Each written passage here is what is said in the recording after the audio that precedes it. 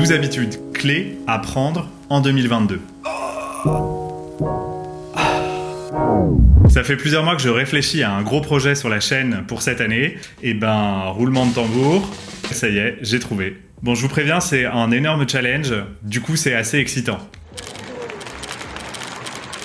T'as probablement aussi remarqué, mais aujourd'hui on est assailli de fausses promesses à longueur de temps. On n'arrête pas de nous répéter que tout est possible du jour au lendemain, et d'ailleurs je m'en étais déjà moqué dans une autre vidéo. Bonjour à toi, cher entrepreneur. Et en réalité, je veux pas te démoraliser, mais quasiment rien n'est réalisable du jour au lendemain. En fait, généralement, ce qu'on te fait passer pour quelque chose qui vient de se produire du jour au lendemain, c'est quelque chose qui a pris des années et des années avant d'être réalisable. Et finalement, c'est pas plus mal, parce que si tout était aussi simple, il y aurait plus aucun challenge et on réussirait tout beaucoup trop facilement. C'est grâce à ça qu'on va pouvoir être fier de soi quand on va réussir quelque chose de vraiment difficile.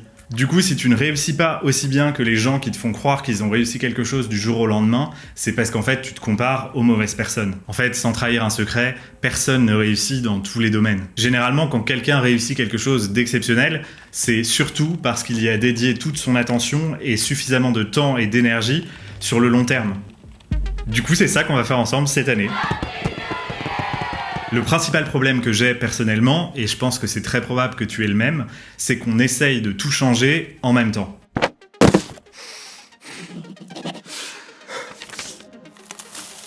On voit des gens qui réussissent super bien et du coup on se dit qu'on doit devenir comme eux du jour au lendemain. C'est un peu comme si on finissait par se dire, soit je réussis tout, soit je réussis rien et ça vaut pas le coup d'essayer. Et comme je te le disais, on peut pas tout réussir en même temps, du coup forcément on finit par abandonner.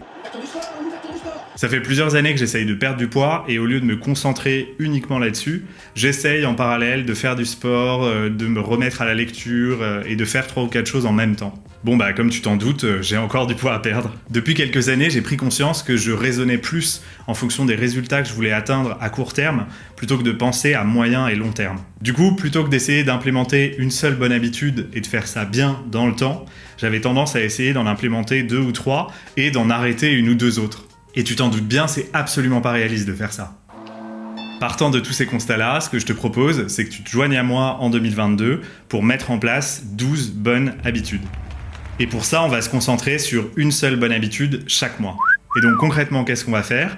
Tous les mois, on va mettre en place une nouvelle habitude à compter d'aujourd'hui et on va devoir la garder pendant 30 jours. Et étant donné qu'on est en janvier et que c'est la période des bonnes résolutions, vois-le aussi potentiellement comme un petit défi que je te lance et auquel tu peux participer pour qu'on se soutienne et qu'on se motive. Bon, évidemment, t'es pas obligé de le faire avec moi et tu peux juste me regarder galérer et voir si finalement j'y arrive. Mais sache juste une chose, c'est que parfois on croit qu'on a besoin du bon moment pour faire les choses, mais en fait, sache que le bon moment, ça n'existe pas vraiment et donc tu peux très bien le décider toi-même. Grosse précision, tu n'es pas obligé de faire exactement comme moi, parce que c'est probable que je pousse un peu les habitudes dans un extrême pour pouvoir tester si déjà j'en suis capable pendant 30 jours et aussi pour voir quel est leur réel intérêt sur une période pareille. Ce que tu peux totalement faire, c'est adapter l'habitude que je vais mettre en place à ton propre mode de vie. Une chose très importante, c'est que je n'ai pas encore décidé des 12 habitudes que j'allais mettre en place pendant toute l'année, parce que j'ai envie que tu puisses participer et aussi donner des idées. Donc tu t'en doutes, l'espace commentaire est fait pour ça, et je serais curieux de savoir quelles sont les habitudes que tu proposes de mettre en place. Évidemment, comme on est déjà en janvier, j'ai déjà décidé de l'habitude que j'allais mettre en place ce mois-ci, et d'ailleurs tu peux suivre tout ça sur mon Instagram. Même si j'ai pas encore décidé exactement de quelles habitudes j'allais mettre en place tous les mois, j'ai quand même commencé à réfléchir à une liste d'habitudes. Plutôt que de réfléchir en me demandant quelle habitude est-ce que j'ai envie de tester cette année, je me suis demandé qu'est-ce que j'ai envie d'avoir comme vie dans un an. Et à partir de ce constat-là, je me suis demandé, ok, pour y arriver, quelles habitudes il faut que je mette en place. Donc dans un an, mon but, c'est d'être heureux, sain et productif. Alors j'imagine que quand j'ai dit que je voulais être heureux, ça a dû te faire sourire, mais en réalité, le bonheur, ça s'apprend. Pour réussir à être heureux, un des moyens, c'est d'être plus présent et plus intentionnel. Et pour parvenir à faire ça, une bonne chose et une bonne habitude qu'on peut mettre en place, c'est le fait de lire plus régulièrement et plus souvent. Le challenge qui pourrait aller avec sur 30 jours, ce serait de réussir à lire 30 livres en 30 jours. Un deuxième moyen pour réussir à être plus heureux, c'est de mieux réussir à gérer ses émotions. Et pour ça, rien de tel que des douches froides. Ça m'est déjà arrivé de prendre des douches froides, mais jamais sur une aussi longue durée, et donc je pense que ce serait un bon moyen, et pour toi et pour moi, d'apprendre à mieux gérer nos émotions. Une troisième habitude qui permet d'être plus présent, c'est le fait de tenir un journal.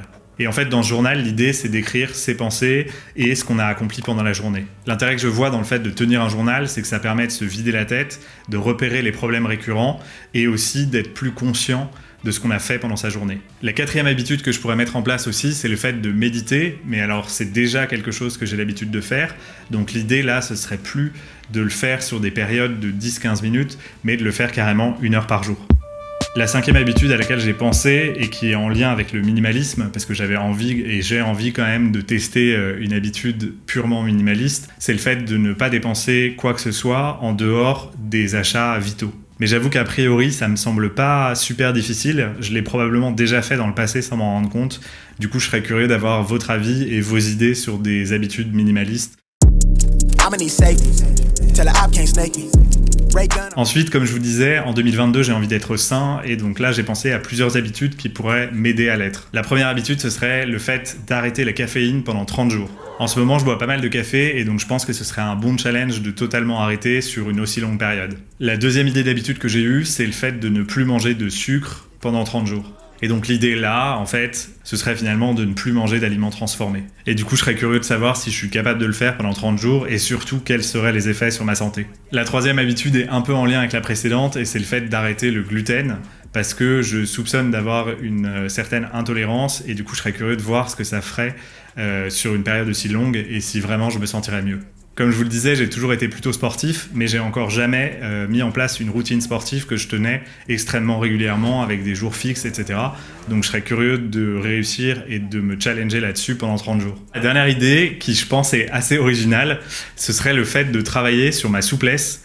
Et donc pourquoi est-ce que ça m'intéresserait ? Déjà parce que c'est quelque chose que j'ai absolument jamais fait et j'ai de plus en plus entendu et lu des gens raconter qu'en travaillant sur leur souplesse, ils avaient réussi à nettement améliorer leur performance sportive et du coup je serais curieux de voir ce que ça pourrait faire et surtout ce que je suis capable de réussir à faire en 30 jours. Est-ce que je serais capable de mettre mes pieds derrière la tête ?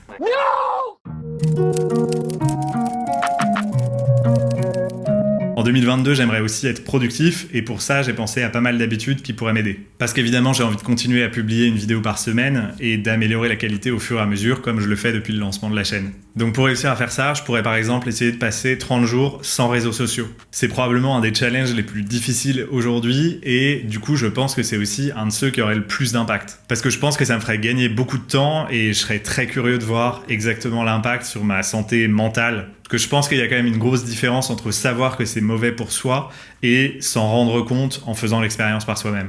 C'est d'ailleurs pour ça que je vous invite fortement à participer à ces défis pour que vous puissiez constater vous-même l'impact que ça a sur vos vies. No, God! Une autre idée à laquelle j'ai pensé pour être productif, ce serait de me lever particulièrement tôt. À nouveau, dites-moi en commentaire s'il y a des idées de challenge que vous aimeriez qu'on fasse ensemble ou même simplement que vous aimeriez me voir faire. Bon, j'espère que ça t'a un peu excité comme challenge. Moi, je suis pas mal remonté. J'espère que ce projet te plaît parce que moi, il me plaît particulièrement et je pense que ça va être hyper intéressant. Merci d'avoir été au bout de la vidéo et je te dis évidemment à la semaine prochaine. Ciao!